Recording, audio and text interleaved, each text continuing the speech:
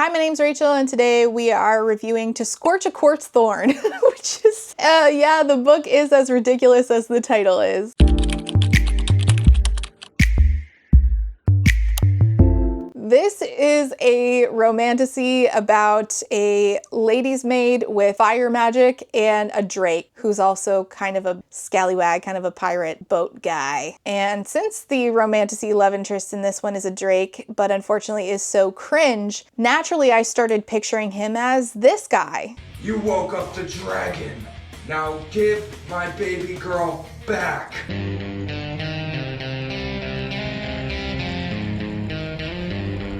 It really should have been obvious that this was not going to go well when the synopsis was badly written. If we just take a look at this real quick, when two strangers are forced to weather a storm, even stone can burn. Oh boy. That's not really the problem. I'm just gearing up I'm just getting my disappointment engines going. But the first actual sentence of this synopsis says, Lady Evangeline Greymont has spent her whole life wanting to find true love. Are you confused? Wanting to, as in the number, to find true love. We have to assume that this was not looked over, and what it meant was wanting two things. Number one, to find true love, and two, to serve her kingdom. Instead, it says, Lady Evangeline Greymont has spent her whole life wanting to find true love and to serve her kingdom. Line 1. In an arranged betrothal to a duke she's never met, the last thing she imagined would be running into an extremely large, if she grudgingly admits, passably attractive male during a seaside tour with the queen, forcing her to choose between duty and destiny. Is it grudgingly or should it be begrudgingly? I think it might be both. The point is, running into an extremely large, if she grudgingly admits, passively attractive male. What are we doing? What are we doing here? The very last place Gavin Conway Lockheed wanted to be was landlocked at another port. I feel like we should have picked a different last name other than Lockheed for the guy who gets landlocked, but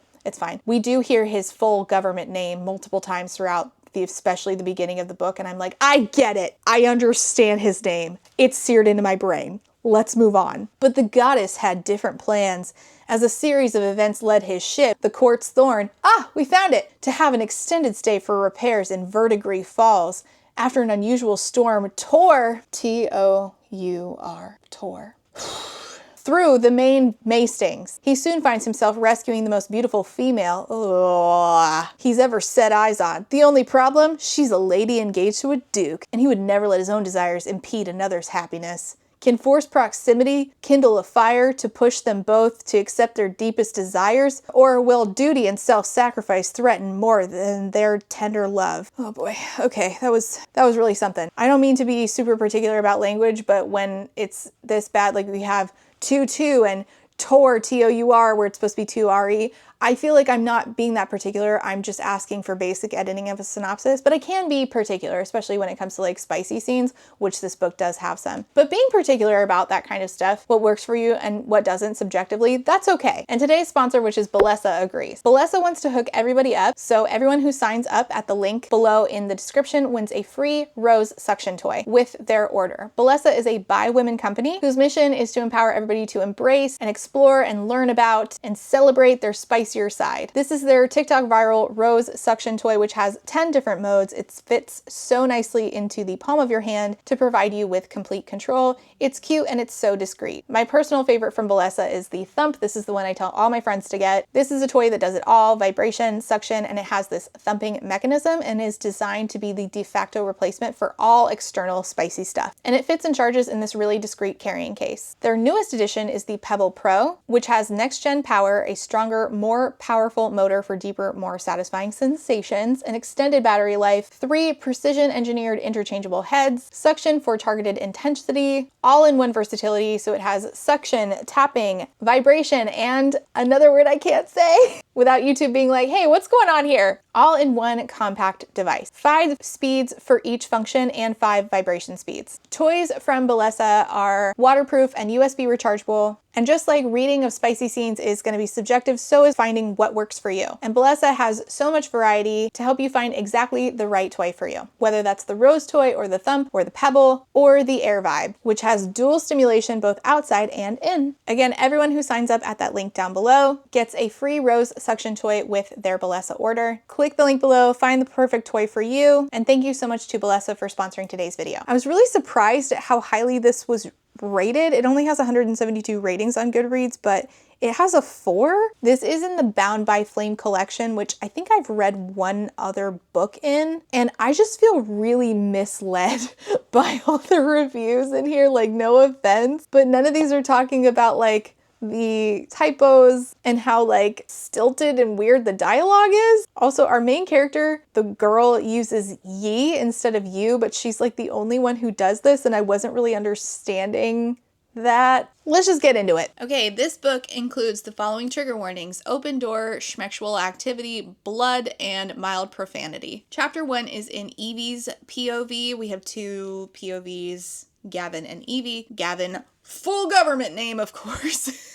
So in Evie's POV, she's been working for the Queen as a Queen's lady in Verdigris Falls for a month. She works with a couple other girls, one of which is Charlotte, one of which is Annalise. These people get brought up and then dropped pretty quickly. We learn immediately that she, unlike everybody else around her, says ye instead of you and your, Y-E-R instead of your. And when she says not, she says nay. So I think that's like Old Scottish, maybe? However, the book does a really bad job with it because it forgets which character says this and which characters don't, which is all of the rest of them. And also sometimes Evie just randomly says you and your instead of ye and your. She's chastising the other ladies, Queen's ladies, about gossiping. They're talking about marriage and proposals and stuff, and we get told right up front that the prospect of marriage is not one that she is fond of. Asked me to marry him. Me, the wife of that boorish, brainless. Especially after my father, the Duke, decided to take the matter into his own hands and sell me off like cattle. No, sir, not me. I guarantee it. I always hoped there would be more for me out there. I want much more than this provincial life. I longed for adventure and the kind of love that I'm like, wait, so we're literally doing the Beauty and the Beast song? I want adventure in the great white somewhere. Come spring, she is to marry Lord Charles. That is my duty as the only heir to my father, Lord Greymont's fortune. And she gets so frustrated thinking about how she wants much more than this provincial life that her hands start to smoke because she has fire magic. And the Queen sees this and she's like, powers not utilized and practiced are wasted. And she's like, show me all of your powers because I didn't pick the 4 of you merely because you were the daughters of royals. And this is where I ask, because I don't know anything about royalty. Can somebody explain how royalty works to me? Is a duke a royal? Is that how it works? I genuinely don't fucking know. We don't have those in the United States, and I grew up with a Becca curriculum, and this doesn't teach you anything except racism and a little bit about abortion, honestly, but like from the Christian nationalist perspective. Shit's on Obama here in the back somewhere. Anyways, tell me things about royals, because I don't know, and I actually appreciate when people who are smarter than me explain concepts to me in my comments, most of the time. So Charlotte can conjure water, so she conjures an orb of water. Annalise can conjure lightning, and Ellie has shadow magic. And I was like, a woman with shadow magic? Absolutely, bitch. Absolutely. Ellie does not come up in this book after this scene. I never get anything I want. When will I have a shadow mommy? So because Ellie's shadows have gotten a little out of control, our main character, Evie, creates fire butterflies until the darkness slowly abides, and the book meant abates, but we have a typo because assumedly nobody edited this. I rushed toward Ellie, her eyes still clouded in shadows. I'm not sure if that meant like literally or if we're supposed to be like picturing that her, I don't know what that meant. What was that? Ellie exclaims after our main character sends a heat wave through her, which her magic seems to be literal fire, so I don't know how she sends heat waves, but I don't know. Nothing's explained. What was that? Ellie exclaims. We could ask ye the same thing, I say. Evangeline, that was amazing, Annalise says, and the Queen smiles at me like a cat with the cream. Like a cat with the cream. Like a cat with the cream. That is creme de la creme, mon Edgar. Sleep well. I mean, eat well. Sure. Okay, chapter 2 is in Gavin's POV. Captain, the main mast is down and half the sails are ripped beyond repair. I bloody hate having to dally in port daily. I fucked up now. So they're like, all right, we have a bunch of, issues with our ship and it's going to take a month to repair the ship. And I want you to remember that because no, it doesn't. It does not take a month at all. And also his dog, Pepper, chewed up his favorite pair of leather boots during the storm. Pepper is a mastiff with 3 heads. We're introduced to a bunch of characters again that fall off immediately. We're introduced to 2 twins, Gulliver and his brother Oliver, and Rowan, who is the ship's healer woman person. And we're told about these kids, these assumedly teenage, I think that they're teenagers, Gulliver and I think Oliver, that they took them onto the ship because they were in a cove of pirates and they stumbled upon these boys being sold as slaves and they were only 6. And so we introduced this just to make the guy, Gavin, sound like a good guy. And then we just drop these characters from the book entirely. Pepper, the dog, accidentally knocked the slave trader down as he was cutting Gulliver's face. So one of the twins has a scar and the other doesn't, but it doesn't matter because we never fucking see them again. This is a load of barnacles. And they're not the only ones. We're going to introduce a guy later. We're going to say his name and then never see him again. Fantastic. So he, fucks off the ship while they're repairing it for the next month, it specifically said. And he goes to town to dilly-daddle. Rachel. He, of course, gets into a fight because he's a filthy pirate and people hate him for that or something, I guess. So a guy, grabs him by the front of his tunic and, of course, our male love interest goes, "Let me go." I growl, letting loose the reins on my inner Drake. He's a drake, by the way. As my nails sharpen into claws, canines protruding past my upper lip, flashbacks of pirates attacking my father's ship momentarily blind me as red fills the edges of my vision. The smell of warm, wet urine rents the air. Rents? Is that right? And my lips twist as I stare at the dark stain spreading across his breeches. So he gets into a fight and almost kills a guy with his drake powers. You used to call me on my... And I just want to note that he says, I growl. He growls all of the time. He growls all of the time in this rather short book. It's bonkers. He then heads to a shop and he goes to talk to this old lady. If it isn't Gavin Conway Lockheed, a wizened old voice says. I don't think a voice can be wizened. I don't think that that's how that works. Cornelia is, in fact, the only reason I'm breathing. She was the one that tended her hand to me when the gods, capital G, had forgotten about Gavin Lockheed. I can't believe we didn't say the middle name. When they had gazed upon 3 pirate ships ambushing my family's vessel, returning with a shipment of Shadowvalian jewels, no idea what that means, and had done nothing to stop them when my mother had tied me to a plank of wood and, set him adrift, being like, save yourself. So his whole family is dead, and this old lady, Cornelia, is the reason that he's still breathing. Don't you Cornelia me, Gavin Lockheed. I may be old, but you're as hard as an oyster. I may be old, but you're as hard as an oyster. He's like, hey, my boots are shot to hell. She makes boots now. She doesn't just save children from the sea. She saves boots. And he's like, hey, can you make me new boots? And he's like, my dog chewed up my damn boots. But then the most beautiful woman he's ever seen oh God, look at the fucking Band-Aid. The most beautiful woman he's ever seen walks by the shop. Linked arms with the other ladies' maids. It's obviously our main character, Evie. 7 C's, he says. Apparently they have 7 C's in this book as well. Cornelia's like, I see the queen and her retinue are out enjoying the seaside. Anyways, your boots will be done in 2 weeks. You don't rush destiny, she says. Does he get his boots back by the end of this? I'm not sure. Because despite the ship taking a month and the boots taking 2 weeks, they're gonna fuck out of here in 2 days. Chapter 3 is in Evie's POV. Sometimes I wish I could shed my restraints, become one with the flame. Flames on the side of my face. She also says that her fellow Queen's ladies have become something akin to sisters to me, despite our differences, of which there are many.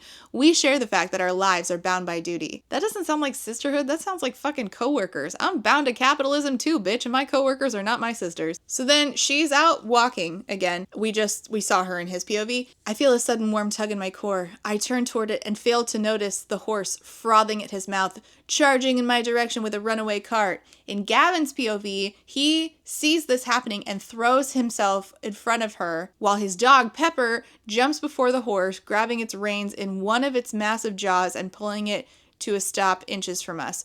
Good boy, I pant as I brush the hair away from the girl's face. By the goddess, please wake up. My drake form paces inside like a caged beast wanting to be free, wanting to curl around and protect this female before us. Blech. Evangeline, one of the other females is what he uses, cries. So everybody is just females and males because it's drakes. They're not human, they're drakes, I guess. You woke up the dragon. And they're all talking, what do we do? The healer is back at the Queen's estate and that's an hour away. I have a healer. I growl out, my fingers wrapping protectively around her frame as I hoist her into my arms. My ship is down the dock. She's losing too much blood to wait. If you're wondering how many times he growls in this book, I counted and the answer is 21. 21 times. We couldn't think of a synonym. They're like, well, the town surely has a healer. The town apparently only has one healer, and they're out, of course, delivering a baby. So Cornelia shows up again, the wizened old voice that she is.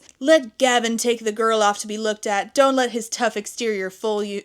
He is a well-respected gentleman and loyal to a fault to the crown. He will have her healed up and ready to serve the queen. This is the first I'm hearing that he's loyal to a fault to the crown, but all right. So he brings her down to the ship, and wouldn't you know it, a storm is coming. They can see it. And he asks, where is Rowan? And a guy named Callan comes in and says, Captain, sir, rushes over from where he's securing the rigging. Who's Callan? I don't know. This is the first time this character shows up and the last. You gotta respect that, but Drake just does whatever he... Who is this guy? He's like really flustered and frustrated because obviously it just said that she's losing blood. And so he's, trying to get to the healer. I let the leash, words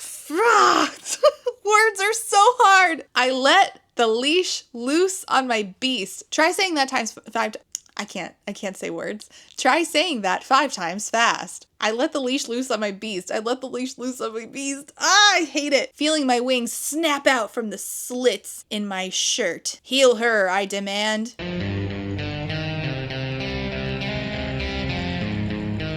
And Rowan's like, why is one of the Queen's ladies on our ship? And it says that she cracked her head on the stone. And Rowan's like, I didn't ask about the injury. I asked, why is she here on our ship? And he's like, why is she here? I could have let them take her to the royal healer. Gods, I could have even flown her there. There's one word lingering on my lips. Don't say it, don't say it, don't say it, don't say it, don't say it. One that explains this desperation I feel. Don't say it. Please don't say it. I beg you, don't say the word. Mine. I think she's my fated mate, he says to Rowan. Oh, good. Good. I've never felt like this in the 170 years that I've been alive. God, you're an old fucker. Of course he is. Of course it's an old guy with like a 20-year-old. Will she be all right? Yes, nothing appears to be broken. She's likely to have a nasty headache when she wakes up. Doesn't that mean she's concussed? Rowan says, give her a dose of this. It should dull the pain and keep the nausea at bay. And I'm like, the nausea? What kind of injury is this? And then he's just thinking, she's my mate. And then in Evie's POV, she wakes up in the next chapter to a dull throbbing pain in her head. And she's greeted by the panting faces of 3 enormous dogs. No, it's one dog with 3 heads. Oh, look, a dog. And then in all capital letters, one dog with 3 heads. And I'm like, wait, is that rare? You guys have drake shifters or something and lizard shifters, but a 3-headed dog is too weird? Your friend has fucking shadow magic, but a 3-headed dog is too weird? Where is the line? Help me. So she sits up and she talks to Rowan, who is a tall, lithe female with pink skin, silvery blonde, pixie cut hair, and pointed ears. Wow, thank you for that. This sounds like the main character of the fantasy story I wrote when I was in middle school. Rowan's like, how are you? She says, to be honest with ye, I don't feel so good. Where am I? She explains that, explains that she needed a healer because she fell. And let me tell you, you'd have not reached the destination alive without Gavin, not after all that blood loss. And I was like, wait, the blood loss? But all you did was say like, you're going to have a nasty headache and some nausea. Was there like a blood transfusion that I missed? She's like, well, if the ladies and the guards had allowed this man to take me, they must have trusted him. I'm Evangeline. Thank ye. Oh, it's Lady Evangeline, actually. What is wrong with me? The lessons on manners and propriety come back to me with a vengeance. I square my shoulders and keep my chin high, even though I am certain Mother would, capital M, Mother would faint on the spot if she knew I am alone with a man in his bedchamber. Oh yeah, she's alone in his room now with him. And he takes off his shirt for whatever reason. He has membranous wings, and she reaches out and touches them right after she's like, oh, I'm the propriety and the manners I've been taught. And now she's like, let me touch your wing. I'm so sorry. I hope I did nay offend ye. I've never seen a drake and shifter before. He's like, oh, my wings are just sensitive. Oh, your shirt.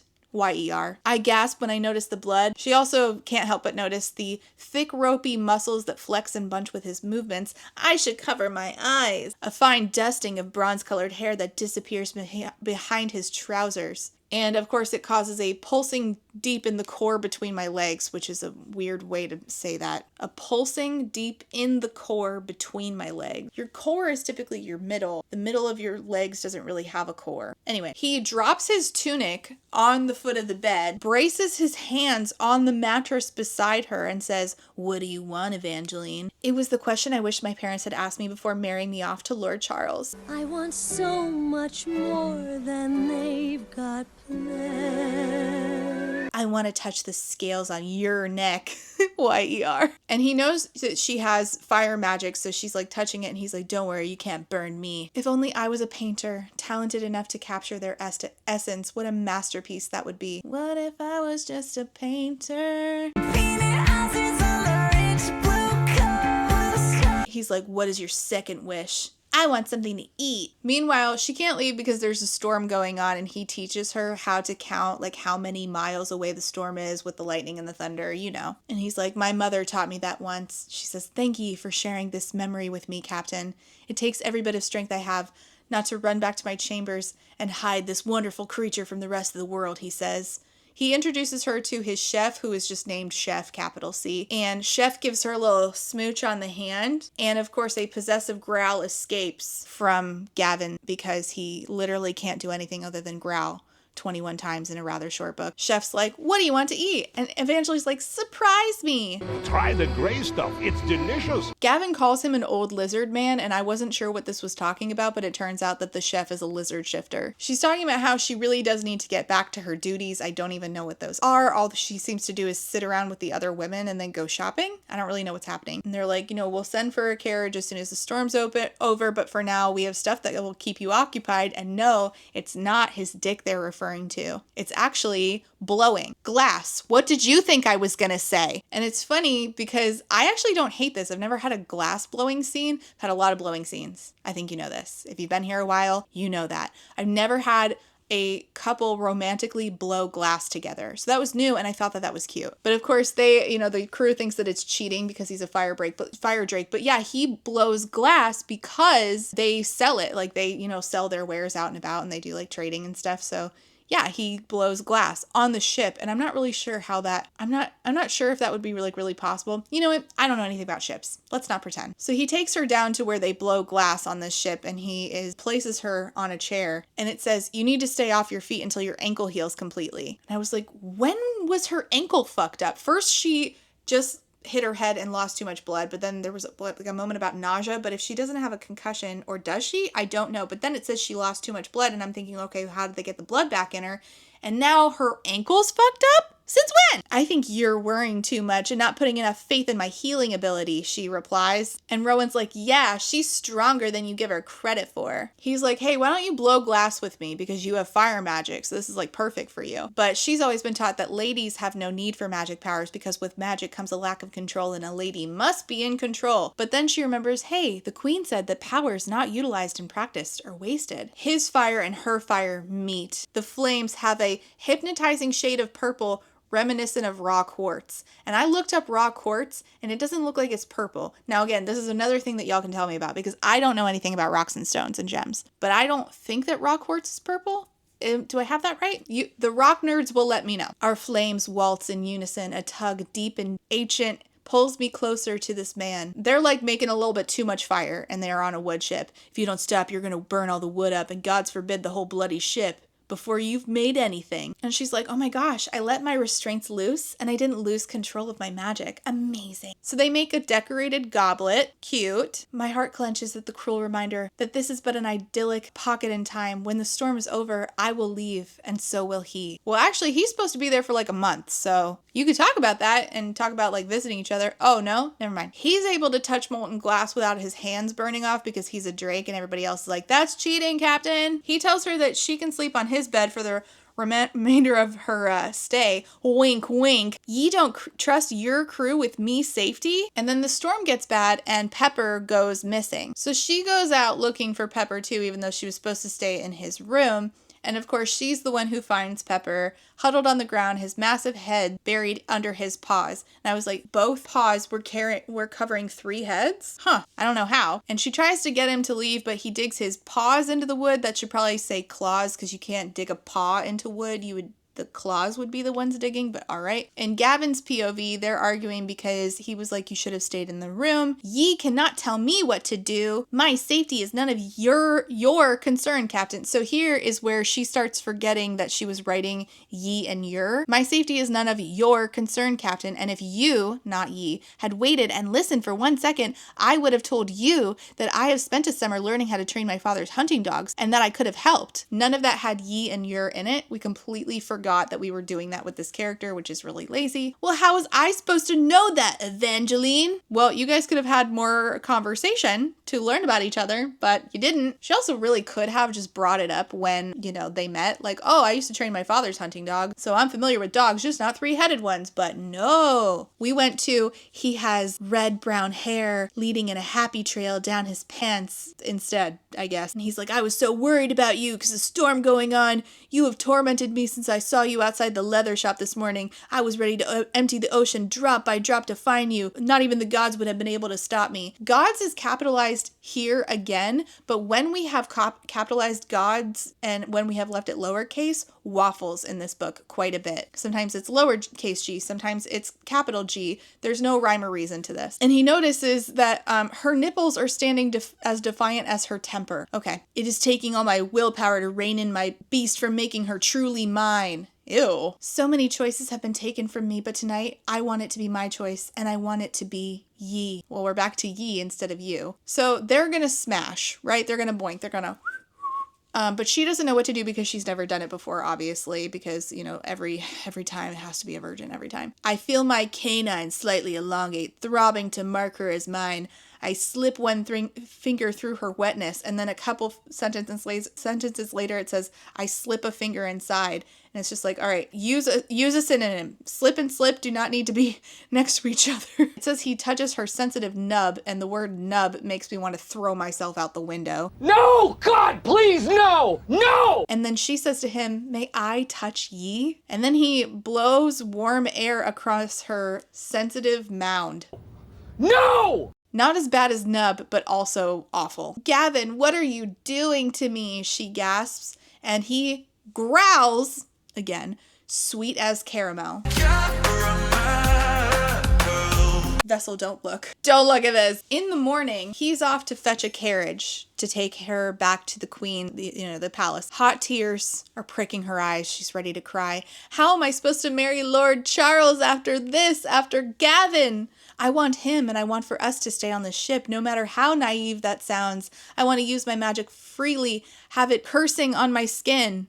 What? I want him to count with me every time there's a storm, and I want to argue with Gavin over and over so he can then kiss it all away in forgiveness because he is my mate. She realizes they're fated. But how do I tell him that I am to be wed? Gavin shows up, his face a mask of stone. Oh, that's right. It was the queen who is eager for her return and sent the royal carriage. Actually, the driver pipes up in a wise, crackly voice. You can tell that his voice is wise just from him saying actually. The queen has requested both your presence. This part, we didn't do the quotations right. So it's like end quote after actually. And then there's no secondary quote around the queen has requested both your presence. There's just one at the end where it says we must not keep her ladyship waiting. So line level editing where he's not talking to her. Why are ye being so cold? You're a lady with your hand promised to a duke. I don't know how he figured this out. And I'm promised to the sea. We come from 2 different worlds. He's not promised to the sea, by the way. He's gonna be like, fuck the sea in like 2 seconds. It would have been interesting if he was promised to the sea. It would have been way more interesting if when his mom had sent him away, if he had to bargain with his life, even like as a kid, with like the sea goddess. Way better idea. Rather than just being like found by some lady who now makes his boots. I would have been way more interested if it were like, you know, in exchange for your life, serve me and spend most of your days on the sea. So they go and see the queen and she's like, I was in such good care on the quartz thorn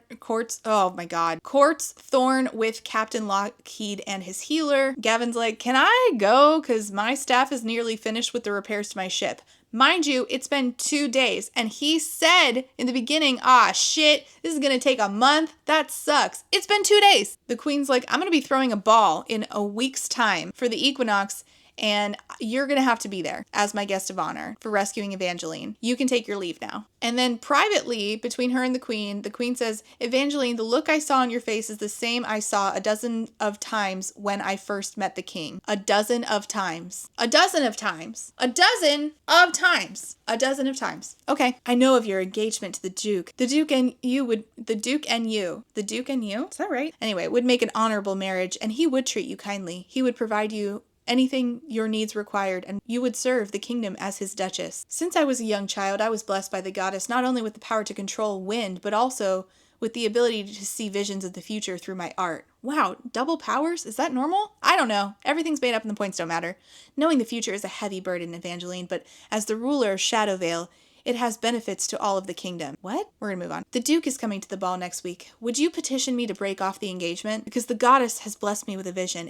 If I break the engagement, you'll be free to marry the Drakenshifter, and you'll become a permanent member of my queen's ladies and my confidant. This mating will bring you the ultimate joy and the deepest sorrow. Knowing this, would you still accept? What if he won't leave the sea? Evangeline says, and I'm like, she just said that you would be free to marry the Drakenshifter. She's already seen that. This mating will bring you the ultimate joy. So he's gonna leave the sea, right? That's what the vision, we can assume that that's what the vision is saying. You breezed past the deepest sorrow. You breezed right past it. That would be my first question. What kind of deepest sorrow? What are we talking? Is my kid gonna die? Because if so, I don't know that I ever want to enter into such a reality in which I would have a child and then they would die. I would rather just not deal with that ever. And instead, we just breeze past this and the queen's like, I will grant your wish to end your engagement to the Duke because one day your child will save mine and in turn, they will save the kingdom. Okay, I guess. In Gavin's POV, he shows up at the ball a week later. The gravel beneath my boots crunches, echoing my restless thought. Gravel sounds like restless thought? Okay. He's wearing a tie. It's constricting. I guess they didn't let him wear his full pirate uniform or whatever he wears. He sees Evangeline at the party and he sees that she's wearing the string of pearls that he gave her and he's like, mine. A deep growl resonates. And then he sees her with the Duke and he's like, forget it. He storms from the room. Fool, always so mesmerized by the illusion of loyalty when not even the sea herself grants you that. She'd sooner drown her sailors than let them discover her secrets. Love is no better. Where is this coming from? Evie is at the party and she's like, where is Gavin? He promised he'd be here. And not only did he promise, the queen demanded it. And he just dipped, not even thinking about the consequences of not listening to the leader that he is, what we were told, loyal to a fault for, right? The Duke is like, are you looking for someone? Your lover, perhaps? A friend, but it looks like they changed their minds about coming. Their minds? Their minds? With an S? Don't let this ruin your evening. The queen's balls have always... The queen's balls... And she's got big balls. But we've got the biggest balls of them all! Always have the most curious of details. I wonder what the fuck that means. They're dancing and he looks over his shoulder and she looks and all she sees is Annalise and Charlotte, who we haven't seen since the beginning, chatting and pointing at the dancers. And the guy says, the Duke, it's her. Are ye all right? He goes and talks to the queen. He's like, I want to call off the engagement. I'm so sorry, Evangeline. Destiny has dealt me a card I cannot ignore. Okay, we could have done a better metaphor. After 100 years of waiting for my true life's mate, she is here, Evangeline. I cannot be the husband you deserve. She's like, well, who am I to get in the way of something as ancient and true as a mating bond? Go and dance and be merry. Oh, this is the queen talking. Bring me this girl, and if she consents, I shall make the announcement at the end of the ball. Evie's like, hey, Charles, real happy for you. It's fine. I gotta go. Lady Evangeline, you don't have to hide. For the goddess, Charles. Who is the goddess? This has nothing to do with ye. Go and introduce yourself to your mate and let me run after mine. Annalise and Charles are going to be phenomenal together. As an earth elemental, he would be the perfect ground for her wind spirit. I don't know how you know what? It doesn't matter. We're going to move on. She goes to get a carriage. They can't get the carriage for her because something's wrong with it. Give me the horse, she says. Time is of the essence. I grew up riding horses bareback. Using the carriage as I lever. Leaver. No, I think that's lever. I think this is another typo. Woof. How many is that now? I hoist myself upon the creature's back. I spurn the horse forward. That is not the word you were looking for, I don't think. Then she gets to the dock and the quartz thorn is nowhere to be seen. No! My body trembling with each racking sob that escapes me. Pull yourself together, Evie, I whisper. And then she's knocked to the ground by a three-headed dog. Pepper, what are ye doing here? Where is Gavin? Pepper, you roguish beast. And then Gavin's there. I thought ye had left. I saw ye at the ball, but ye left in your ship. My ship? We moved her down the pier after the storm helped with storm to help with some of the smaller ships this week. I'm not really sure what that means. Help with what? Then why did you leave the ball without a word? How did she know he was there? A mask of stone flashes over his face. That's a weird way to say that. Before he tucks a stray hair behind my ear. Evangeline, I am just a captain who cannot keep his feet on the ground. I was not joking when I told you deserve better. Gavin, no! I was engaged to the Duke, but what do you mean you were engaged? I saw you with the Duke. Why can't ye pig-headed, stubborn males not be quiet for one moment and listen to me? I want ye. With ye I feel whole. The engagement was called off. Ye also owe me one more wish. I don't remember how they got to the whole he owes her wishes thing. I want to stay with ye, my mate, sorry. The queen has appointed me as a permanent member of her queen's ladies, which would require me to travel with her. Oh, my pearl, I will be yours, body and soul, until my dying breath. I love you. Even more than the sea? Even more than the sea. It's about time I settle down, and Rowan is more than ready to take over. You just said you can't keep your feet on land! You just said it! And also, how did the repairs happen so quickly? And also, aren't you gonna wait to go get your fucking boots? You still got 10 days or so left, buddy. Next chapter is in Evie's POV, and they're having sex. No! A sudden throbbing pulse between my legs. Careful, Pearl, he growls. I can see how tight his britches are. Earlier we said breeches. You know what? Never mind. And how they glove his body, leaving little to the imagination. Can glove be used as a verb like that? I will stop if you want me to,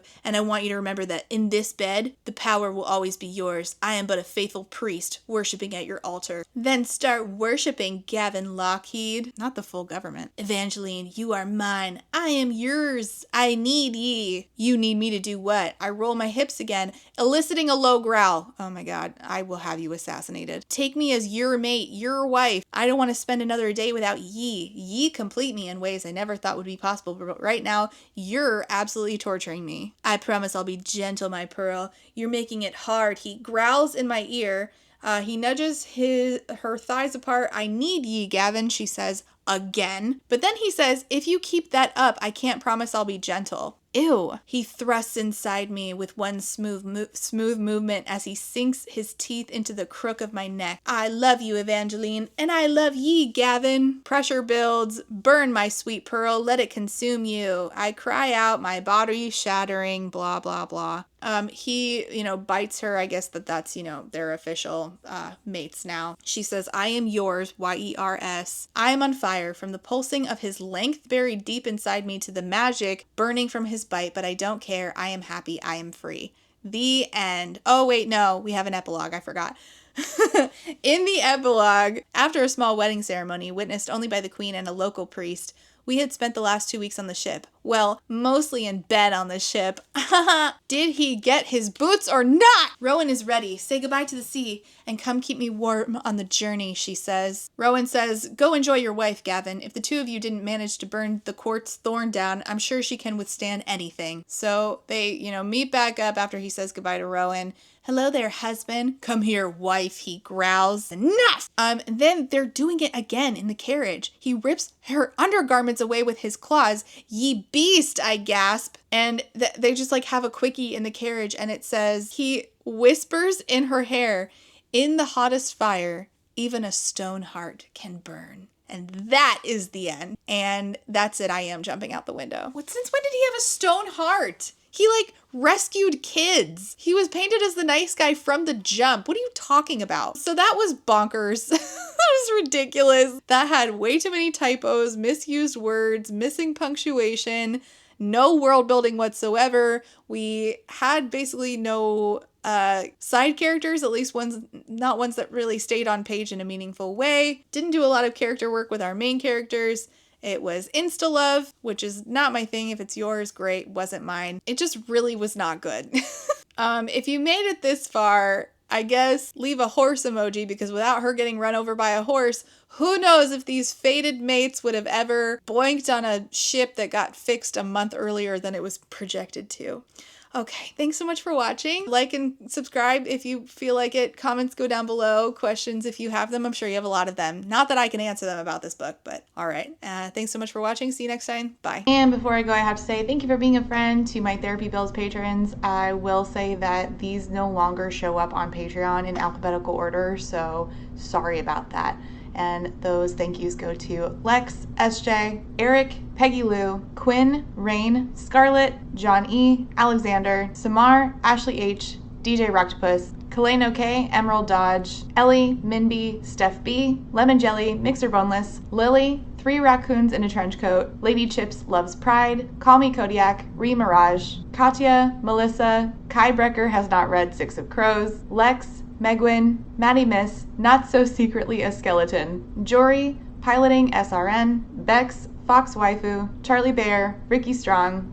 Thank you all so much for being here and for being a friend. And a quick thank you to my Potato Starch Marxists, Evie, Carlin, Paige P, Sean, Sarah the Bear, Jill, Talia, Corwin, Andy Mations, Darren, Tito Phoenix, Might Be a Magpie, Martin, Artie the Ninth, Hannah C, Shamed, Ava, Malara, Rachel B, Rebecca, Baywing, Amanda, Lustful Octopus, Lady Kittybug, Angelica, Jenny G, JM Tennant, Jay is on Olympus, Laughing Cat Dog, Dorothea supports public education, Nicole G, Colleen, Sarah H, Sheen Onion, Foxglove, Danielle M, Kendra, Sakoria, Kayala, Sadie Selby, Bookish Rabbit, Caitlin M, Rosie Thorns, Penny Chilling, Katie L, Lou Siri, Aaron with 2 E's, Jen Michelle, LP, Jojo Bookish, Jessa Sue, Lazarus Ray, Casper, Genderqueer, Jelly V, Lauren G, Man-Eating Plant, Kate W, Sakia Lume, Lindsay M, Gadarn, Dilf Enthusiast, KMTV, Kaylee Carpenter,